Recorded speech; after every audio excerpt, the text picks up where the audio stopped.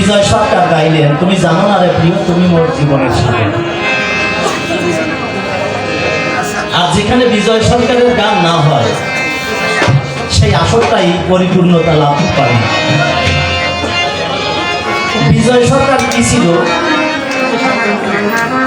যারা বিজয় সরকারের গান শুনেছে সেই ভক্তগুলো আজও তাকে বলতে পারেনি। উনি গেয়েছিলেন, ও তুমি তুমি জানো না, জানো না রে প্রিয়,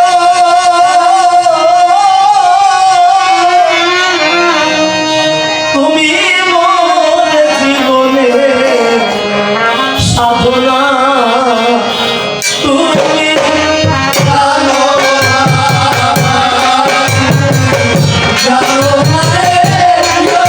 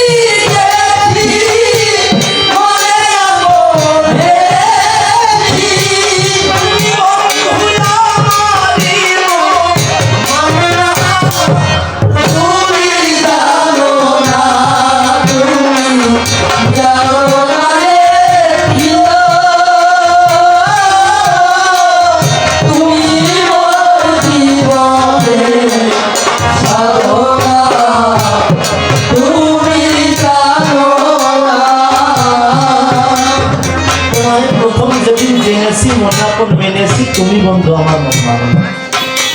কবে জেনেছিলেন? একটা দিন তো জেনেছিলেন, সে কবে? শুধু উনি না, আমরা প্রত্যেকটা জীব যখন মাতৃগর্ভে থাকি, 8 মাস যখন হয়, পরম সত্তা গিয়ে জীব সত্তার কাছে ডেকে কয়, সে জীব আমি এসেছি, একবার তাকাইয়ে দেখো। জীব সত্তা তাকাইয়ে আবার চোখ বুঝে পড়ে। কেন? কথাটাই অসঙ্গত। পরম সত্তার যে জ্যোতি 1000 খানেক সূর্যের জ্যোতির মতো, মাপা যায় না সে জ্যোতি। আমি তো 1000 খানেক বললাম, মাপা যায় না। ছোট্ট শিশু যারা আলোর দিকে তাকাতে পারে না, তারা ঠিক তদ্রুপ চোখ বুঝে পড়েছে। পরম সত্তা দেখে বলেছে, তোরে পরশ দিলাম, এইবার তাকাই যায়। যখন পরশ দিল, জীব সত্তা পরশ পেয়ে আনন্দে তাকাইয়ে বলেছিল, ঠাকুর জন্ম জন্মান্তরে মানুষ সাধনা করে তোমাকে পায় না, জানাই তোমার কাছাকাছি আমি বিনা সাধনে তোমাকে লাভ করেছি। ঠাকুর মনে করি পাবো না তোমাকে সেই আর এই মক্তধামে আমি যাব। পরম সত্তা বলেছিল, তোকে যে যেতে হবে। কেন ঠাকুর? মানুষ তো তোমাকে লাভ করার জন্য সাধন ভজন করে, আর আমি পেয়ে তোমারে, কেন আমি তোমাকে ছেড়ে যাব? পরম সত্তা বলল, যদি না যাবি, তোর মা তোকে প্রসব করতে না পারলে মারা যাবে, মাতৃহত্যা পাবে, তোর পাপ পাবে। সেদিন জীব সত্তা বলেছিল, তাই ঠাকুর আমি যাব, মাতৃহত্যা পাপ আমি নেব না। বলো তো মরতে কি আবার তোমাকে কিভাবে পাই? ঠাকুর বলেছিল, কথা মিস, নাম করিস। মুসলমান আছে যারা আল্লাহ নামে জিকির করে, তারা হিন্দুরা আছে যারা, কেউ বা কৃষ্ণ, কেউ বা কালী, কেউ বা রাম শ্যাম বনমালী, আমরা একাকভাবে একাক পথে চলি। মহাপ্রভু বলেছে, তাই হরের নাম হরের নাম হরের নামই কেবল বলো, নাচতে নাচতে নাচতে গতি অন্যতা। মহাপ্রভু বললেন সেই কথা, বলিকালে নাম ছাড়া গতি নাই, গতি নাই, গতি নাই। ত্রিসত্য বললেন। দেখবেন মনের মধ্যে যদি কামনা বাসনা বাসা বাঁধে, আমি জানাই নির্বিবাদে 1 ঘন্টা নাম করবে, ইষ্টের নামে চোখের পানিকে জলে ভাসাবে, মনের কামনা বাসনা সব চলে যাবে। নাম এমন একটা জিনিস, ভগবান বলেছে না যে আমার থেকে আমার নাম বলো। হ্যাঁ, সত্যি কথা। আপনারা বৃদ্ধ শ্রোতা যদি এই দিক দিয়ে কেউ আমাকে দেখে বলে শ্যামল সরকার আমার ভুল কি হবে? ঘুরে দাঁড়ান লাগবে, নাম ধরে ডাকলে সে না ঘুরে পারে না। আর ভগবান তিনি তো ভক্তের হাতে, যেদিকে ভক্ত বুলাবে সেদিকে যেতে। তাই শাস্ত্রে বলেছে ভক্তের হাতে প্রেমের করি, আমি টানলে ভগবান আসি ঘুরি, ভক্তের খাওয়াইলে খাই আর ভক্তের না খাওয়ালে সেদিন বহুবাসী যাবে। তাই নাম করতে হবে হিন্দু মুসলমান নির্বিশেষে, আসিয়া এই বিশ্ববাসে চোখের চলে ভেসে ভেসে সবাইকে নাম করা যায়। তাই কবি গাইলেন ও তোমায়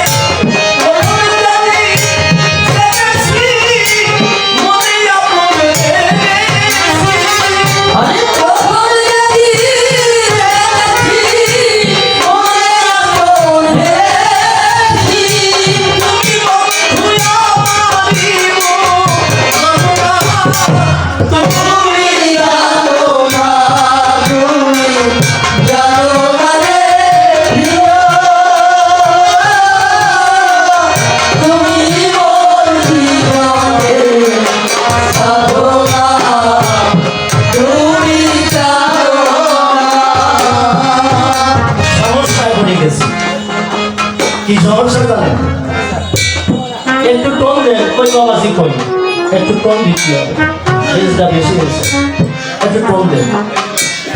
সমস্যায় পড়ে গেছে, মাথার পরে আলো, মুখটাই তো দেখায় কালো, মাথার পরে আলো, মুখটা দেখায় কালো। কারণ জানাই সবার কাছে, প্রত্যেকটা মানুষ জানে অন্ধকার থাকে আলোর নিচে। আলো জ্বালাবেন তার নিচে অন্ধকার, মুখটা কালো দেখাচ্ছে। এই জন্য আলো চারিপাশে দিতে হবে। ওই অরূপ সরকার কি সুন্দর চেহারা তার, ওর যা চেহারা যেন বরিশালের পাকা পেয়ারা, ভালোবেসে গ্রহণ করে হিন্দু খ্রিস্টান পেয়ারা।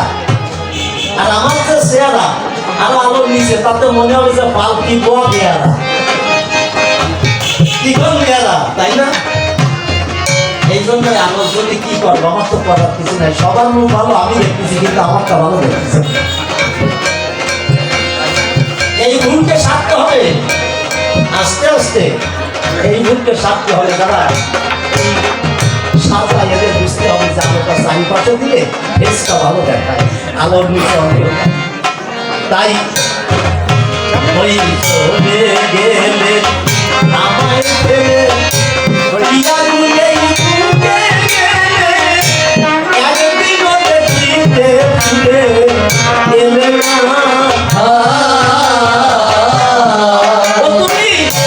চলে গেলে আমায় ফেলে প্রিয়া গুলেই বুকে গেলে, একদিনও দেখিতে ফিরে এলে না। তোমায় ফেলে